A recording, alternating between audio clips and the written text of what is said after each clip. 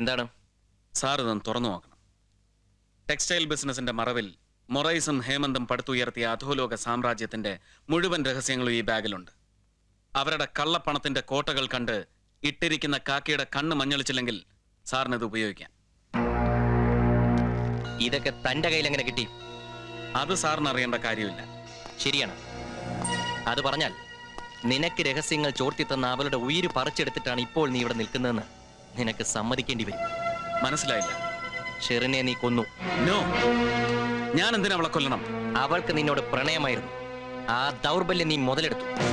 മൊറൈസിനോടുള്ള പ്രതികാരം തീർക്കാൻ മകളെ ഉപയോഗിച്ച് അച്ഛന്റെ രഹസ്യങ്ങൾ നീ ചോർത്തിയെടുത്തു. താൻ കുടുക്കിയത് സ്വന്തം അച്ഛനെയാണെന്നറിഞ്ഞപ്പോൾ അവൾ നിന്നോട് പൊട്ടിത്തെറിച്ചു. അവളുടെ തലയെടുത്തില്ലെങ്കിൽ നിന്റെ തല പോകുമെന്ന് ബോധ്യമായപ്പോൾ നിനക്ക് അവളെ കൊല്ലേണ്ടി വന്നു. കൊള്ളാം.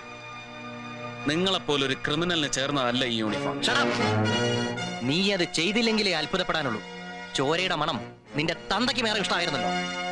വിൽസൺ മൊറൈസിനോട് എന്റെ തല കൊയ്യാനുള്ള അച്ചാരം വാങ്ങിയ തെണ്ടി, നിന്നെ ഞാൻ വെറുതെ വിടില്ല.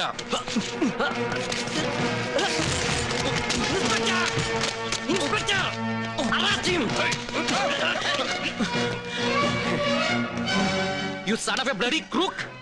ഇനി നിന്റെ തലയിലെടുത്ത് ഞാൻ തീരുമാനിക്കും. തൂക്കി തകർത്തോ.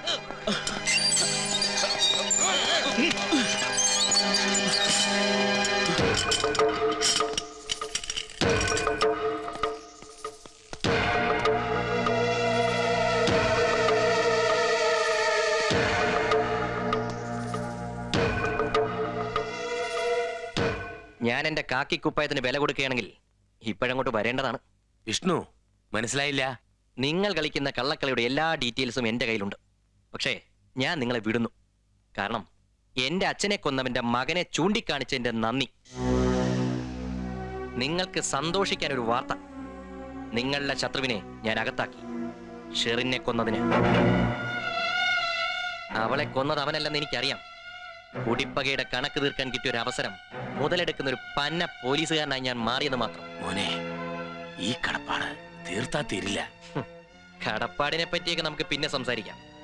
നിങ്ങൾക്കെതിരെയുള്ള ഈ തെളിവുകൾ ഞാൻ എന്ത് ചെയ്യണം? എനിക്കൊന്ന് കാണണം. ഗസ്റ്റ് ഹൗസിൽ ഞാൻ നിനക്കായി കാത്തിരിക്കും. ഞാൻ അങ്ങോട്ട് വന്നേക്കാം. ഓക്കെ.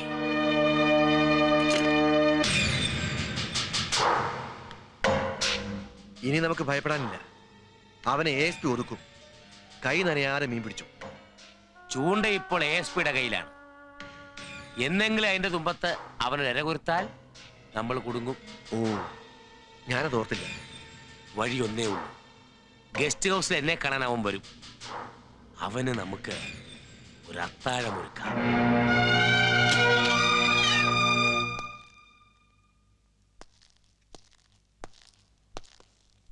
മിസ്റ്റർ മൊറൈസ് എവിടെ? ദാ അവിടെ.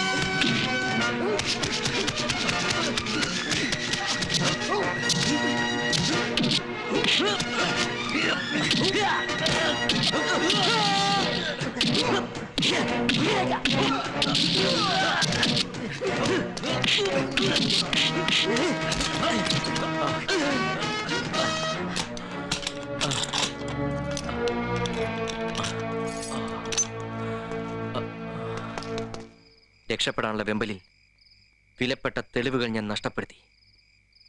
മൊറേസ് എന്റെ കണക്കുകൂട്ടലുകൾ തെറ്റിച്ചു. എന്റെ ഡാഡി മറ്റുള്ളവരുടെ കണക്കൂട്ടലുകളൊന്നും തെറ്റിച്ചിട്ടേ ഉള്ളൂ. പക്ഷെ ഗൗതം എന്ത് തെറ്റ് ചെയ്തു?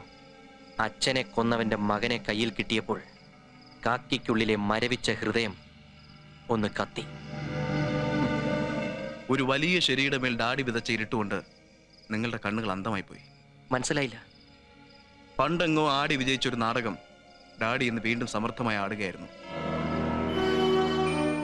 ഒരിക്കൽ ചെറുപ്പക്കാരനായ ഒരു പോലീസ് ഓഫീസർ കയ്യിലൊരു വിലങ്ങുമായി എന്റെ ഡാഡിയുടെ മുന്നിലേക്ക് ധൈര്യത്തോടെ കടന്നു വന്നു. ഇൻസ്പെക്ടർ ജയമണി, സാറിന്റെ അച്ഛൻ. എന്റെ കണ്ണുകൾ നിങ്ങൾ അറിയാതെ നിങ്ങളെ പിന്തുടരുകയായിരുന്നു. ഓഹോ, അതെനിക്കറിയില്ലായിരുന്നു. റെയിൽപാളത്തിൽ മരിച്ചു കിടന്ന പെൺകുട്ടി നിങ്ങളുടെ ഗസ്റ്റ് ഹൗസിൽ വെച്ച് മൃഗീയമായി ബലാത്സംഗം ചെയ്യപ്പെട്ടിരുന്നുവെന്ന് എനിക്കറിയാം. അത് തുറന്നു പറഞ്ഞ വിശ്വനാഥന്റെ ഭാര്യയെയും മകളെയും വ്യഭിചാരികളാക്കി മുദ്രകുത്തി നിങ്ങൾ എന്നെ കൊണ്ട് അറസ്റ്റ് ചെയ്യിപ്പിച്ചു. ഓക്കെ ഓക്കെ ഓക്കെ ഓക്കെ, അതിരിക്കട്ടെ. ഇനി എന്നെ കുറിച്ച് എന്തൊക്കെ അറിയാം? ലോകമറിയാത്ത മറ്റൊരു രഹസ്യം. ഇവിടുത്തെ മയക്കുമരുന്ന് കച്ചവടത്തിന്റെ സാമ്രാജ്യം നിയന്ത്രിക്കുന്നത് നിങ്ങളാണ് മിസ്റ്റർ മൊറൈസ്. നിങ്ങളൊരു ക്രൂരനായ ക്രിമിനലാണ്. ഈ കാക്കി യൂണിഫോം എന്റെ ദേഹത്തുണ്ടെങ്കിൽ നിങ്ങളെ ഞാൻ രക്ഷപ്പെടാൻ അനുവദിക്കില്ല. You are under arrest. അപ്പോ മൊറൈസിനെ നിങ്ങൾ കൊടുക്കും. ഒരു കൊലക്കയർ എനിക്ക് ഉറപ്പാ. എന്നാ പിന്നെ താമസിക്കണ്ട, ആ വിലങ്ങിങ്ങെടുത്തോ.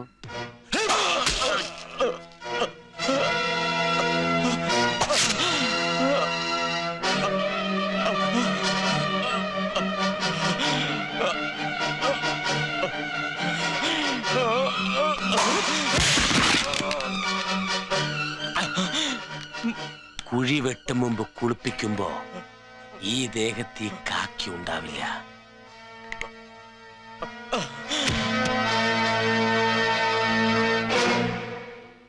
ഞാൻ ആദ്യമായി കണ്ട ചോരയുടെ ഭീകര ദൃശ്യം. അന്ന് ഞാൻ എന്റെ കണ്ണുകൾ ഇറുക്കി അടച്ചു. പിന്നെ ഒത്തിരി വട്ടം എന്റെ ഡാഡിയുടെ കൈകൾ ചോരയിൽ മുങ്ങിക്കുളിച്ചിട്ടും എന്റെ കണ്ണുകൾ ഞാൻ തുറന്നില്ല. പക്ഷേ നിരപരാധിയായ ഗൗതത്തിന് വേണ്ടി ഇനി എനിക്ക് തുറക്കാതിരിക്കാൻ വയ്യ.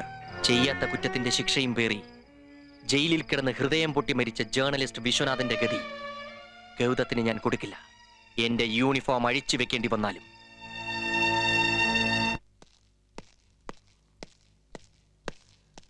ASP ജെറി രക്ഷപ്പെടുത്തി. പക്ഷെ ഡോക്യുമെന്റ്സിന്റെ ബാഗ് നമ്മുടെ ആൾക്കാർ തിരിച്ചു പിടിച്ചു. ഇനി ഒന്നും പേടിക്കാനില്ല. പേടിക്കണം. അവന്മാർ രണ്ടും ഒന്നാവും. കൂടെ എന്റെ ചോരയിൽ കുരുത്തതാണോ എന്ന് ഞാൻ സംശയിക്കുന്ന എന്റെ മകനും ഉണ്ടാവും. നമുക്ക് തൽക്കാലം ഇവിടം വിട്ടൊന്ന് മാറിയാലോ? ഒന്നും കൊലവിളിച്ചും ഞാൻ നേടിയതെല്ലാം വിട്ടെറിഞ്ഞിട്ട് പേ പിടിച്ച പട്ടിയെ പോലെ ഒളിച്ചോടാൻ മൊറൈസിന് മനസ്സിലടാ. 2-3 തല കൂടി ഇവിടെ കിടന്നുരുളണം. എന്നാലേ നമ്മുടെ ആരൂടെ ഒന്ന് ഉറയ്ക്കൂ. ആദ്യം വെട്ടേണ്ട പടുമുളം മുന്ന കൊണ്ടുവാടാ അവനെ.